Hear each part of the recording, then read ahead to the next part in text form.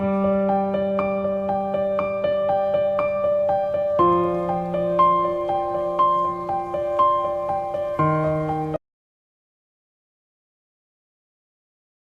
Friends, welcome back to my channel. ఈ రోజు మనం ఈ వీడియోలో 10th ఎపిసోడ్ ని చూడబోతున్నాము. ఎపిసోడ్ స్టార్టింగ్ లోనే లేడీ సియో గ్రాండ్ మదర్ దగ్గరికి వెళ్లి సోరాంగ్ గురించి చెప్తూ ఉంది. అది విన్న వెంటనే రాజమాత రాజు దగ్గరికి పరిగెత్తుకుంటూ వెళ్తున్నారు. తనొక ఫ్రాడ్, తను ఎక్కడుందని అడుగుతున్నారు. ఆ మాటలు విని రాజు షాక్ అయిపోతున్నాడు. ఆమెకి ఎంత ధైర్యం ఉంటే రాజు దగ్గర ఇలా యాక్ట్ చేసి రాజుని నమ్మించి మోసం చేసి ఉంటుంది. ఆమె ప్యాలెస్ కి తిరిగి రాకపోతే నేను ఆమెని వదిలేస్తాను, కానీ తిరిగి ప్యాలెస్ లోకి వస్తే మాత్రము దేశద్రోహం కేసు కింద నేనే ఆమెను కఠినంగా శిక్షిస్తానని అంటున్నారు. ఆ మాటలు విని రాజుకి ఏం చేయాలో అర్థం కావడం లేదు. సోరాంగ్ ఒరిజినల్ పేరు అది కాదని మన రాజుకి బాగా తెలుసు కదా. అందువల్ల రాజు కాస్త టెన్షన్ పడుతూ ఉన్నాడు. ఆ తర్వాతే సోరాంగ్ ని మీట్ అవ్వడానికి వాళ్ళ ఇంటికి వెళ్లి ఉంటాడు. ఆ సమయంలోనే వాళ్ళిద్దరూ మాట్లాడుకున్నదంతా వినుంటాడు. నిజం తెలిసిన తర్వాత కూడా రాజుకి సోరాంగ్ మీద ఎటువంటి కోపము లేదు. కానీ రాజమాత తనని పనిష్ చేస్తారేమోనని భయపడి ఇక మీదట ప్యాలెస్ కి రాకూడదని కోపంగా చెప్పి ఉంటాడు. కానీ ఆ తర్వాత సీక్రెట్ గా తన మనుషుల్ని పంపించి సోరాంగ్ ని నీడలా వెంటాడుతుండమని తనని ప్రొటెక్ట్ చేయమని చెప్తున్నాడు. ప్యాలెస్ లో రాజు సోరాంగ్ ని తలుచుకుంటూ దిగులుగా కూర్చొని ఉన్నాడు.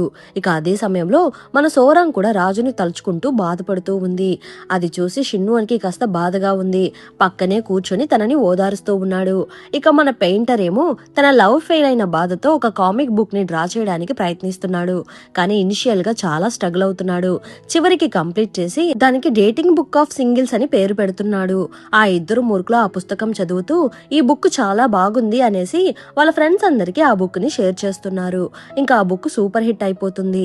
చివరికి మాంగ్స్ కూడా ఆ పుస్తకం కొనేస్తున్నారు. ప్రేమ ఇంత అందంగా ఉంటుందా అనుకుని త్వరగా ఈ మ్యారేజ్ బ్యాన్ ని రిమూవ్ చేస్తే బాగుంటుందని అందరూ అనుకుంటున్నారు.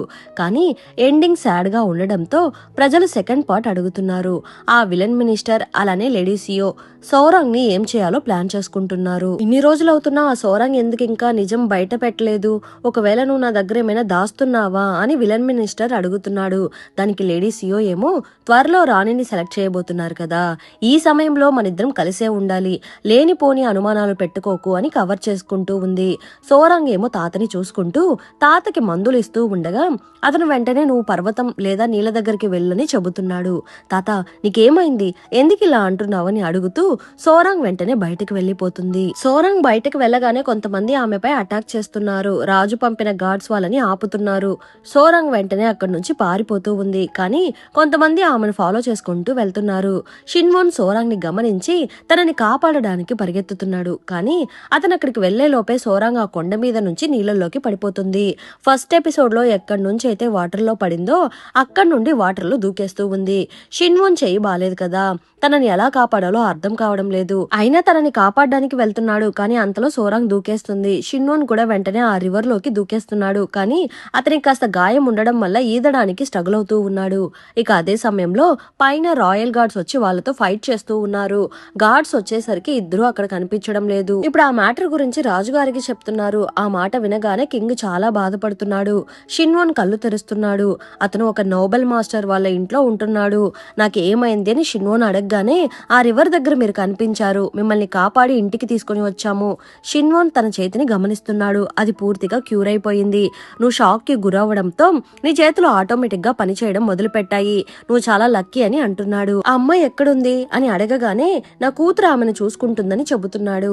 ఆ అమ్మాయి ముఖానికి మాస్క్ వేసుకుని మన సోరాంగ్ ని జాగ్రత్తగా చూసుకుంటూ ఉంది. తర్వాత మన సోరాంగ్ కి కూడా స్పృహొస్తూ ఉంది. నువ్వెందుకు ఇలా చేశావు, నా కోసం ఎందుకు వాటర్ లో దూకావు, పైగా నీకు చేతులు కూడా బాలేవు కదా, ఎందుకు ఇలా చేశావని అరుస్తూ ఉంటే ఇలా చూడు నా చెయ్యి బాగైపోయిందని చూపిస్తున్నాడు. అది చూసి సోరాంగ్ ఆనందంతో ఏడుస్తూ ఉంది. షిన్వోన్ తనని ఓదారుస్తూ ఈ పిచ్చిదాంతో ఎలా ఏగాలో నాకు అర్థం కావడం లేదు అనుకుంటూ నవ్వుకుంటున్నాడు. ఇక్కడేమో రాజు మినిస్టర్ తో మాట్లాడుతూ ఉన్నాడు. కింగ్ ఏమో బయట చాలా స్ట్రాంగ్ గా కనిపించినప్పటికీ లోపల మాత్రము చాలా బాధపడుతున్నాడు. ఆమె మిమ్మల్ని మోసం చేసినా కూడా మీరు ఇంకా ఆ అమ్మాయిని ఇష్టపడుతున్నారా అని మినిస్టర్ అడుగుతూ ఉన్నాడు. నన్ను ఎందుకు చీట్ చేసిందో తెలుసా, నేను పిచ్చాడిలాగా ఆత్మలున్నాయని నమ్మాను, తను నా బాధని తగ్గించడానికే ఇలా చేసింది చేసింది. ఆమె గాని లేకుండా ఉంటే నేను ఇంకా అలానే ఉండిపోయేవాడిని. ఆమె నా కోసమే అబద్ధం చెప్పింది. దురుద్దేశంతో అబద్ధం చెప్పలేదు. కానీ తనకేమైందో అర్థం కావడం లేదని కంగారు పడుతున్నాడు. ఆ సమయంలో అతనికి ఒక లెటర్ వస్తుంది. ఆ లెటర్ ని చదవగానే రాజు ఫుల్ ఖుషి అయిపోతున్నాడు. హాయున్ సోరంగ్ తో మాట్లాడుతూ, నువ్వు కొన్ని రోజులు ఇక్కడే ఉండు. నీ సేఫ్టీ కోసం నువ్వు చనిపోయినట్లు అందరికీ ఫేక్ న్యూస్ స్ప్రెడ్ చేశాము. అందరూ నువ్వు చనిపోయావనే అనుకుంటున్నారు. ఏమైంది, ఎందుకు ఇలా చేశారని సోరాంగ్ అడుగుతూ ఉంది. మళ్ళీ నీ ప్రాణానికి ఏమైనా ప్రమాదం రావచ్చు, అందుకే అలా చేశామని షిన్వోన్ అంటున్నాడు. మీకు ఆపదలు ఎక్కువ ఉన్నాయి కాబట్టి మీరు కొన్ని రోజులు ఇక్కడే ఉండండి. మీరు ఇక్కడ ఉంటున్నట్టు ఎవరికీ తెలియదు అని చెప్పగానే సోరాంగ్ అమ్మాయికి థ్యాంక్స్ చెప్తూ ఉంది. మన పెయింటర్ బుక్ బాగా పాపులర్ అయిపోయింది కదా, దానికి సంబంధించిన పార్ట్ 2ని రిలీజ్ చేయమని అందరూ అడుగుతున్నారు. టెంపుల్ దగ్గర వాల్యూమ్ 2ని రిలీజ్ చేయబోతున్నాము. మీ అందరి కోసము ఇక్కడ కొన్ని స్పెషల్ కాపీస్ ఉంచాము, తీసుకొని చదవండి అని చెబుతున్నారు. అది విని అందరూ చాలా హ్యాపీగా ఫీల్ అవుతూ ఆ బుక్స్ చదవడం మొదలు పెడుతున్నారు. బుక్స్ బాగా పాపులర్ అయిపోతున్నాయి. ఆ బుక్స్ బాగా ఫేమస్ అయ్యే కొద్దీ ఊర్లో అందరూ మ్యారేజ్ బ్యాన్ రిమూవ్ చేయాలని అందరూ ప్యాలెస్ ముందు ప్రొటెస్ట్ చేస్తున్నారు. ప్రజలు డైలీ పిటిషన్స్ పంపిస్తూనే ఉంటారు. చివరికి ఈ విషయం రాజమాతకి తెలిసి ఆవిడ చాలా కంగారు పడుతూ, డైలీ ఇన్ని పిటిషన్స్ వస్తున్నాయి ఏంటి, నాకేం చేయాలో అర్థం కావడం లేదు అనుకుని వెంటనే రాజును మీట్ అవ్వడానికి వెళ్తున్నారు. ఇక అదే సమయంలో రాజు తాగుడికి బాగా బానిసైపోయినట్టు యాక్టింగ్ చేస్తూ ఉంటాడు. మినిస్టర్ ఏమో ఈ యాక్టింగ్ సరిపోదు రాజా అనేసి రాజుకు కళ్ళ చుట్టూ మసి పూసేసి రాజు బాగా వీక్ అయిపోయినట్టు చూపిస్తున్నాడు. రాజమాత రాజుని చూస్తూ ఎందుకు ఇలా అయిపోయావని బాధపడుతూ బాగా టెన్షన్ పడుతున్నారు. విలన్ మినిస్టర్ కూడా అది గమనించి, ఓహో ఇతను ఇంత వీక్ అయిపోయాడా, మంచిదే అనుకుని అతను ఏదో ప్లాన్ చేసుకుంటూ అక్కడ నుండి వెళ్ళిపోతున్నాడు. ఇక్కడేమో లవ్ మినిస్టర్ రాజమాతతో మాట్లాడుతూ, మీరు సోరాంగ్ ని బయటకు పంపించేశారు కదా, అందుకే రాజు ఇలా తయారయ్యారు. ఆ అమ్మాయి చనిపోయిందంట అని చెప్పగానే, అయ్యయ్యో ఆ అమ్మాయి నా వల్లే చనిపోయిందా అని ఫీల్ అయిపోతున్నారు. ఇప్పుడు రాజు బ్లాక్ డ్రెస్ వేసుకుని ఎక్కడికో బయలుదేరుతున్నాడు. ఇంతలో లవ్ మినిస్టర్ అక్కడికి వస్తున్నాడు. రాజమాత మహారాణిని సెలెక్ట్ చేయడానికి డిసైడ్ అయిపోయారు. ఇంకొన్ని రోజుల్లో ప్రాసెస్ కూడా స్టార్ట్ చేయబోతున్నారంట. దానికి సంబంధించిన అమ్మాయిలందరూ ప్యాలెస్ కి రాబోతున్నారని చెబుతున్నాడు. ఈ సెలక్షన్ ప్రాసెస్ లో రాజమాతని ఎవరో మోసం చేస్తున్నారు, కానీ రాజమాతకి అది అర్థం కావడం లేదని అంటున్నాడు. మీరు ఈ మారు వేషం వేసుకుని ఎక్కడికి వెళ్ళబోతున్నారని మినిస్టర్ అడుగుతున్నాడు. ఇక్కడేమో విలన్ మినిస్టర్ వాళ్ళ అసిస్టెంట్ తో మాట్లాడుతూ, ఇక మీదట మనం కిడ్నాప్ బిజినెస్ ని చేయలేము. ఈ మ్యారేజ్ బ్యాన్ ఉన్నంత వరకు మనం అమ్మాయిలందరినీ కిడ్నాప్ చేసి బాగా సంపాదించుకున్నాము. ఇప్పుడు వెంటనే దాన్ని ఆపేయాలి. ఎవిడెన్స్ ఏది మిగలకుండా అందరినీ డిస్పస్ అవ్వమని చెప్పండి అని చెబుతున్నాడు. అయితే మీరు నన్ను చంపబోతున్నారా అని అతను అడుగుతున్నాడు. లేదు లేదు, జస్ట్ అందరినీ డిస్పస్ అవ్వమని చెప్తున్నాను, ఇంకేం లేదు, నువ్వే బయలుదేరొచ్చని అంటున్నాడు. కానీ అతనికేమో కాస్త భయంగానే ఉంది. ఇక లేడీసియో ఒక వర్క్ షాప్ కండక్ట్ చేస్తూ ఉంటుంది కదా, అదే రాణి కాబోయే అమ్మాయిలందరికీ ట్రైనింగ్ ఇస్తుంది. ఆ ట్రైనింగ్ సెంటర్ నుండి అమ్మాయిలందరూ బయటకు వస్తున్నారు. మనం ఈ సమయంలో బయలుదేరుతున్నాము కదా, మనల్ని ఎవరైనా కిడ్నాప్ చేస్తారా అని ఒక అమ్మాయి క్వశ్చన్ అడుగుతూ ఉంటే, లేదు లేదు, ఈ ట్రైనింగ్ సెంటర్ కి వస్తున్న వాళ్ళెవ్వరినీ ఇప్పటి వరకు కిడ్నాప్ చేయలేదు, మనం ధైర్యంగా వెళ్ళొచ్చని అమ్మాయి అంటుంది. ఆ మాటలన్నీ మన షిన్వోన్ కూడా వింటున్నాడు. ఇక్కడ ఏదో తప్పు జరుగుతుందని షిన్వోన్ కి అర్థమైపోతుంది. ఆ తర్వాత రాజు షిన్వోన్ ని మీట్ అవుతున్నాడు.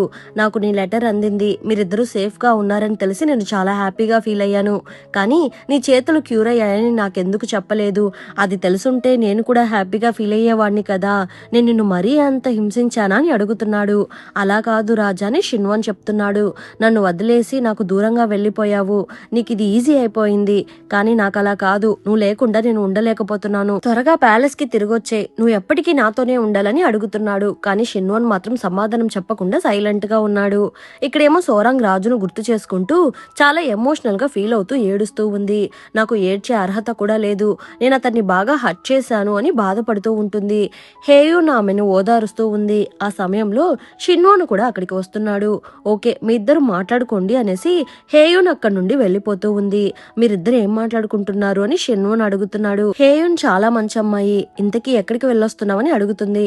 నేను రాజుని మీట్ అవ్వడానికి వెళ్ళాను, నన్ను మళ్ళీ ప్యాలెస్ కి రమ్మని పిలుస్తున్నాడు. రాజు పేరు వినగానే సోరాంగ్ షాక్ అయిపోతూ ఉంది. నువ్వు వెంటనే వెళ్ళిపోవడానికి ఒప్పుకున్నావా? లేదు, నేనేం ఒప్పుకోలేదు, కానీ రాజుని ప్రొటెక్ట్ చేయాల్సిన బాధ్యత నాకుంది, నీతో ఫ్రెండ్షిప్ చేయకూడదు అనుకునే నేను వచ్చేసాను, కానీ నేను అలా ఉండలేకపోతున్నాను, మళ్ళీ మనం ఇద్దరం ఫ్రెండ్స్ అయిపోదామని అడుగుతున్నాడు. లేదు, ఇలా ఊరికి తిరిగి వస్తుంటే నిన్ను యాక్సెప్ట్ చేసుకోవడం కుదరదని సోరాంగ్ తనని ఆట పట్టిస్తూ ఉంది. నెక్స్ట్ డే మార్నింగ్ ముగ్గురు కూర్చొని మాట్లాడుకుంటున్నారు. ఆ సమయంలో హేయున్ మాట్లాడుతూ, నేను కూడా బ్రైడల్ సెలక్షన్ కి సెలెక్ట్ అయ్యాను అని చెప్పగానే సోరాంగ్ షాక్ అయిపోతూ, ఏంటి నువ్వు సెలెక్ట్ అయ్యావు అయ్యావా అని అడుగుతూ ఉంది. అవును, నేను సెలెక్ట్ అయ్యాను. ఆ తర్వాతే నన్ను ఎవరో కిడ్నాప్ చేసి నా మొహం మీద ఇలా మార్కు వేశారు. ఆ తర్వాత నుండే నేను ఇలా మాస్క్ వేసుకుని తిరుగుతున్నాను. లేడీ సీఈఓ ఉంది కదా, ఆవిడ చాలా మంది అమ్మాయిల్ని ట్రైన్ చేస్తూ ఉన్నారు. పైగా ఆవిడకి కూడా ఒక కూతురుంది. నాకు తెలిసినంత వరకు ఆ అమ్మాయే మహారాణి అవుతుంది. రిమైనింగ్ వాళ్ళకి అక్కడ అంత అవకాశాలు లేవని అంటుంది. ఆ మాటలు వినగానే షిన్వన్ కి డౌట్ వస్తుంది. లేడీస్ యో ట్రైన్ చేసిన అమ్మాయిలు మాత్రమే కిడ్నాప్ కి గురవ్వకుండా సేఫ్ గా ఉంటున్నారు. ఆ ట్రైనింగ్ కి వెళ్ళని రిమైనింగ్ అమ్మాయిలందరికీ ఇలా మొహం మీద మార్క్ చేసి సెలక్షన్ కి వెళ్ళనివ్వకుండా ఆపుతున్నారు అనుకొని ఈ కిడ్నాప్ కేస్ కి లేడీ సియోకి ఏదో ఒక సంబంధం ఉంది అని అంటున్నాడు. వీళ్ళు నా పేరుని తీసుకున్నారు, ఇంకేమేం చేయబోతున్నారో నాకు అర్థం కావడం లేదు. ఇన్ని రోజులు నేను వాళ్ళకి భయపడుతూ బ్రతికాను. ఇక మీదట నేను అలా ఉండలేను. నా పేరుని వెనక్కి తిరిగి తీసుకునే సమయం వచ్చేసింది. నేను ఇంకా పారిపోనని సోరాంగ్ డిసైడ్ అవుతుంది. ఇంకా బ్రైడల్ సెలక్షన్ స్టార్ట్ అవుతుంది. రాజమాత ఇన్స్ట్రక్షన్స్ ఇస్తూ ఎక్కువ మేకప్ వేసుకోకూడదని చెబుతున్నారు. కానీ సోరాంగ్ వాళ్ళ చెల్లెలు మాత్రము ఫుల్ మేకప్ వేసుకుని వస్తుంది. ఇప్పుడు సెలక్షన్ కి అటెండ్ కాబోయే అమ్మాయిలందరూ ప్యాలెస్ కి వస్తున్నారు. హేయున్ మాస్క్ రిమూవ్ చేయగానే ఛీ, ఈ అమ్మాయి ఏంటి ఇంత అసహ్యంగా ఉంది అని చెల్లెలు అనుకుంటూ ఉంది. ఇంతలో హేయున్ మేడ్ గా మన సోరాంగ్ కూడా వస్తుంది. సోరాంగ్ ని చూడగానే చెల్లి షాక్ అయిపోతుంది. ఈమె ఇంకా బ్రతికే ఉందా అని అనుకుంటూ ఉంది. సోరాంగ్ పోతూ పోతూ నేను చనిపోయానని అనుకున్నావా అని ఎటకారంగా నవ్వేసి లోపలికి వెళ్లిపోతూ ఉంది. అది చూసి చెల్లి బాగా భయపడిపోతుంది. ఇప్పుడు కాంపిటీషన్ స్టార్ట్ అవుతూ ఉంది. అందరూ రాజమాతకి విష్ చేస్తున్నారు. ఎంబ్రాయిడింగ్ టెస్ట్ జరగబోతుందంట. ఎవరైతే అందంగా ఎంబ్రాయిడింగ్ చేస్తారో వాళ్ళే నెక్స్ట్ లెవెల్ కి సెలెక్ట్ అవుతారంట. మన హేయున్ మాస్క్ రిమూవ్ చేసేస్తుంది. తన ఫేస్ మీద ఒక చిన్న మార్క్ మాత్రమే ఉంటుంది. తను చాలా అందంగా ఎంబ్రాయిడింగ్ చేస్తుంది. రాజమాత హేయున్ ని గమనించి, నువ్వు ఏ ఫ్యామిలీకి చెందిన దానివి? ఫేస్ లో మార్క్ ఉన్నా రాణి సెలక్షన్ కి ఎందుకు వచ్చావు? నీకు ఎంత ధైర్యం అని అడుగుతున్నారు.